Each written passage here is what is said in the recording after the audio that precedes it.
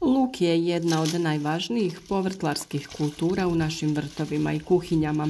Gotovo da nema jela u kojem ne završi barem komadić luka, pa ne čudi što ga vrtlari sade i u jesen i u proljeće. Ipak, nije svejedno kada se luk sadi, jer razlika između zimskih i proljetnih sorti utječe na vrijeme berbe, kvalitetu i posebno na mogućnost skladištenja.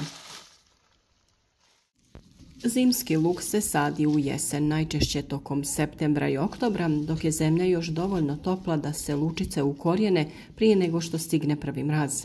Sorte koje se koriste za jesenju sadnju moraju biti otporne na niske temperature i prilagođene prezimljavanju. Mnogo je sorti okrugle i duguljaste glavice, a među njima je najpoznatiji okrugli holandski žuti Stuttgarter Raisin, najčešće kalibraže 1421 ili 821. U jesen se sadi u oktobru, a u proljeće u martu. Izborak je specifičan po krupnijim lučicama u odnosu na druge sorte, kalibraže 25-30. Uglavnom se uzgaja za korištenje u formi pera ili mladog luka. Sadnja je od početka do kraja jeseni ili krajem zime do početka proljeća. Često ga zovu i luk salatar jer se koristi u salatama ili kao mladi luk. U jesen se sadi i majski srebrenjak, također sorta crvenog luka koja se uzgaja i za pera kao mladi luk, ali i za glavice. Prednost ove sorte je što glavice prispijevaju već u maju, po čemu je i dobio ime. Ova se sorta ne preporučuje ostavljati za skladištenje zimi. Sorte Sturon i Centurion su sorte duguljaste glavice i mogu se saditi u jesen i u proljeće.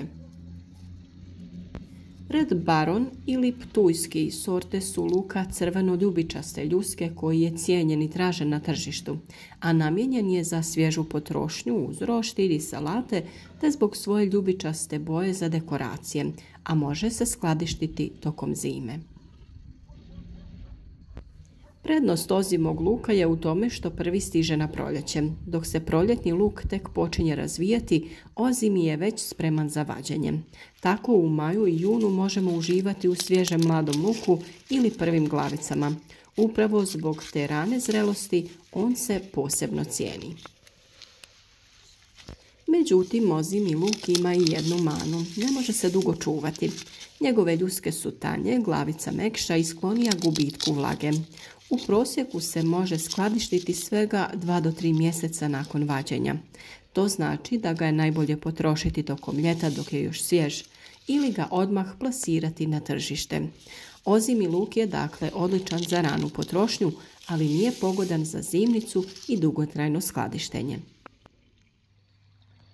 Za razliku od zimskog, proljetni luk se sadi u martu i aprilu. Sorte koje se koriste u ovim terminima nisu prilagođene prezimljavanju, ali daju kvalitetne i dugotrajne glavice. Najpoznatije sorte za proljetnu sadnju su Sturon, Red Baron, Herkules, Centurion i proljetni tip holandskog Stuttgarter Raisina. Proljetni luk ima znatno deblje i čvršće ljuske koje ga štite od isušivanja i truleži. Zbog toga se može čuvati u skladištu ili podrumu od ljeta pa sve do narednog proljeća.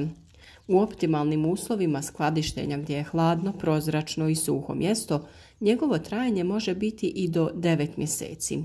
Upravo zato proljetni luk ima nezamjenjivu ulogu u domaćinstvu.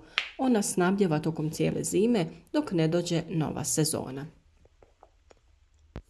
Ako bismo razliku između zimskog i proljetnog luka saželi u jednoj rečenici, ona bi glasila: zimski luk je za ranu potrošnju, proljetni je za skladištenje i zimnicu.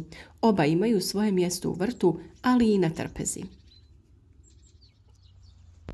Upravo zato vrtlari većinom sade oba tipa luka. Ozimi luk da bi imali prve glavice već na proljeće, a proljetni luk da bi imali dovoljno zaliha za cijelu zimu.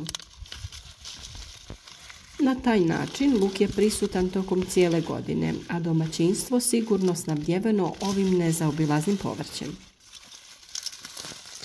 Trudimo se da u pravo vrijeme donesemo informacije koje su vam potrebne, pa se nadamo da će vam i ovaj video biti koristan. Mislim da nema vrta u kojem se ne sadi luk, posebno u onom u kojem se trudite iskoristiti prostor što je bolje moguće i što je duže moguće, pa luk sadite u oba ova termina.